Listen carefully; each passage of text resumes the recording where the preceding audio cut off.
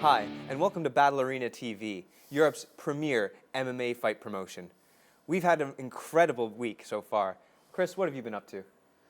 Well, as per normal, I've been on the mats training, pushing myself in the gym, inspired by some of these amazing fighters to, even though I'm a little bit older now, I've got a few grey hairs, but I keep trying to push myself and so I can still hang with these young kids on the mat. But as you know, Steve, it's not easy. No, you just got to be really, really crafty. You got to be using all the little dirty tricks, fish hooking, and all the illegal moves that we won't see here at MMA Battle Arena. Me, on the other hand, I'm thinking about taking up professional eating. I think you'd be good at it, buddy. So let's see what's coming up on tonight's show.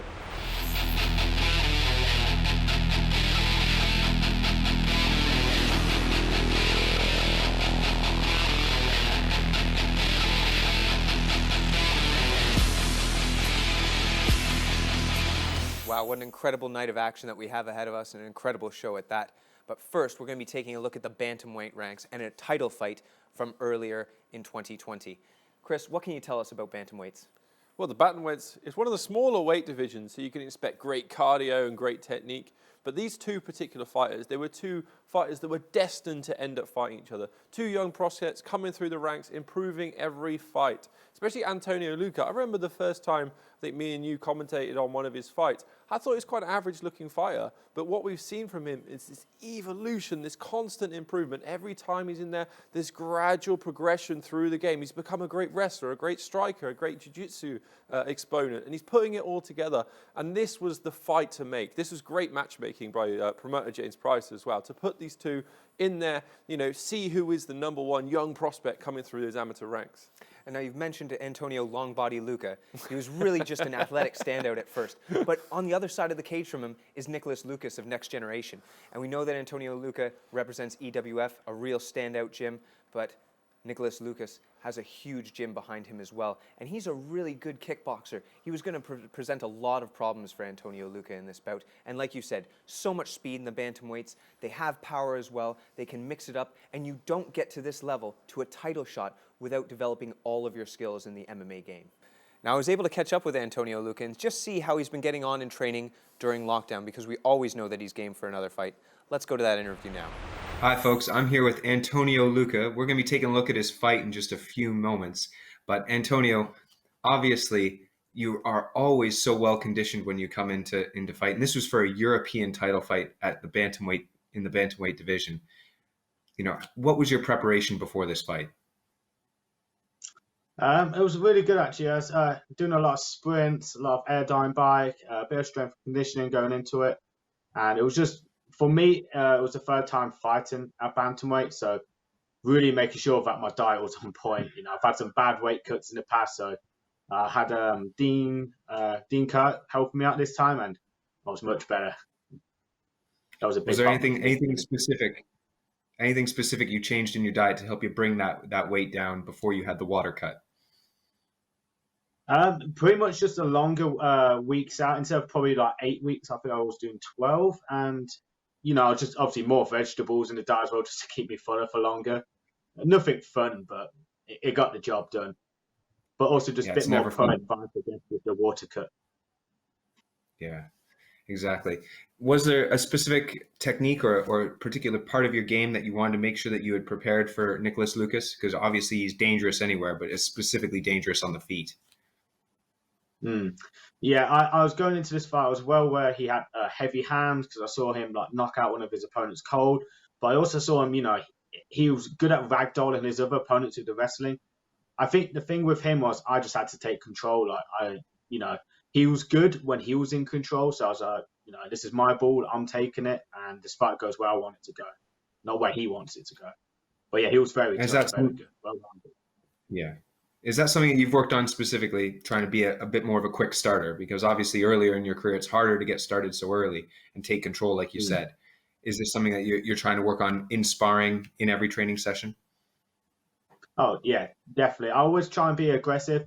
Whereas, well, there's some new things I'm working on now that might be going against that. But there's definitely, you know, I like to set the pace from the start. You know, I feel like whoever controls the pace, the range, has pretty much got control of the fight from the start. Exactly. Who gets there first? Well, Antonio, thanks for talking it up. We're going to have a look at that fight right now. I can't wait to see how it goes. And here we are, the feeling out process. Long body Luka, Nicholas Lucas. Some very strong records from both young men. I've got some secret information on Longbody. He's actually been training at BST, mixing up his training from his home of EWF. Well, Nicholas Lucas is undefeated at the moment, 3-0. Longbody Lucas, 5-3. He's had that experience. He knows the agony of defeat and the thrill of victory. And Antonio Luca is coming off that big win over Josh Abreu, where he's probably a heavy underdog, but pulled out the victory, and it's got to give him confidence.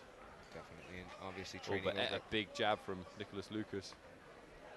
It's always interesting to see how Lucas is so calm, so controlled. He uses oh, how did he finish on top? And bounce out of it. Luca. This is where the real action is here, folks. He connects his hands and he takes him down, does Luca. And now Nicholas Lucas has lots to work for. It's dangerous. Just slightly crisper boxing is making the difference.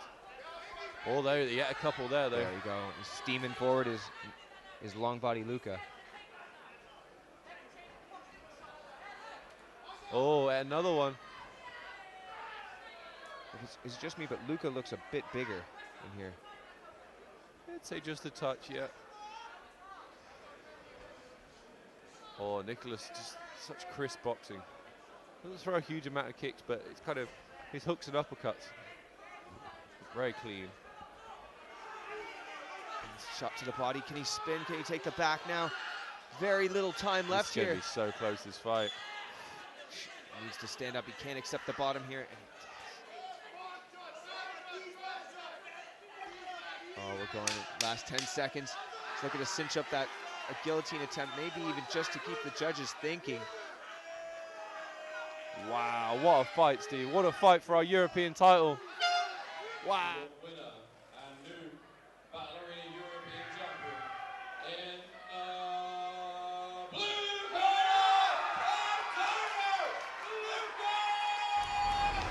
Wow, that was pillar to post, a really dominant performance, Antonio. Just awesome to see everything that you just talked about come together. Was there anything that Nicholas Lucas was doing that kind of surprised you or made you switch up your game? Most of the stuff I thought he did was pretty predictable as I was planning. I would say the one thing that caught me off guard is he snuck a little body kick in, which I wasn't prepared for that. I thought just heavy hands, heavy wrestling. So that caught me off guard a little bit in the second round. But other than that, it pretty much went how I thought it was going to go. A lot of pressure and a lot of wrestling. Yeah, a lot of pressure. You talked about getting in there first and making sure that you took control, and you certainly did that, especially in the first. If you could go back, what's one thing that you would change about that fight? What would you do differently over those 3 rounds? I would definitely try and up the pace a bit more on the ground control. I felt, looking back now, if I worked a bit more hard on some guard passing, I felt like I definitely would have got the finish. There was a moment when I got a takedown in the second round as well. It was in mount position. And I sort of doubted myself. I saw an opening for a dash choke, but I kind of stopped myself as he went for an underhook to not give up a good position. But those would be the little things that change. Other than that, maybe a bit more commitment to the striking. All in all, Yeah, it's almost. Yeah, exactly. Be more aggressive, commit to the striking, look for your finishes. It's been a whole year since that fight now, and you're coming in as somebody almost like a brand new fighter after a year of training. What's next for you? Oh, yeah. My next fight will be July 17th. It'll be my last fight as an amateur, and it'll be for the Bantamweight World Championship. This will go for 5 rounds, but I've made a lot of big changes this last year, and I feel like I'm going to get the finish quite early on, to be honest. I don't want to give too much away, but I think you're definitely going to see a completely different Antonio this time around. Well, we'll definitely be watching. Antonio, the long body Luca, coming in, looking for the finish. He's already calling it, folks. He's not going to be going for 5 rounds. It's not going to be a grinder. It's going to be a pummeling. We're looking forward to talking to you right after that, Antonio. Thank you very much for joining us. An incredible fight and what turns out to be a very dominant performance from our man, Antonio Longbody Luca. And in the end, he gets crowned the king of Europe for the bantamweights. Chris, what was the real takeaway from that fight for you? I think the difference between the two fighters was the groundwork of Antonio Luca. He was a bit more controlling on the floor, and You know this better than most people, Steve, because you have a background in wrestling. If you can control the wrestling part of the fight, you can control where the fight is going to take place. You can say, okay, we're going to take this to the floor. I'm going to stay on my feet. And then even if you don't want to wrestle, you can be more confident to stay on your feet because you're like, if the guy shoots on me, I'm going to be able to stuff that takedown. And that gives you so much more confidence, and it can make the difference in fights. I'm a bad example myself because I'm a terrible wrestler. And I've always relied on just falling over a lot. But what we saw was the difference was Antonio Luca could get on top and hold him there.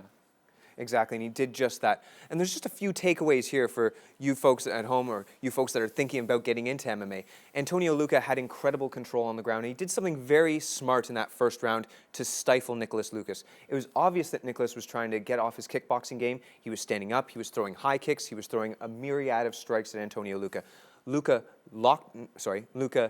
was able to stalk him down, back him up against the cage, and take him down with a huge double. But then Nicholas Lucas was trying to walk his hips up, trying to attack with different types of submissions. And Antonio Luca did something incredibly intelligent. He kept his forehead right in the middle of Nicholas Lucas's chest, so he wasn't able to be submitted or bumped off into an angle. And what he was able to do from there was land some strikes, stifle Lucas, and make sure that he was going to take that first round. And once the first round is yours, it's all a catch-up game for your opponent. What an exciting fight and what great action. And we're going to be back with more action after the break.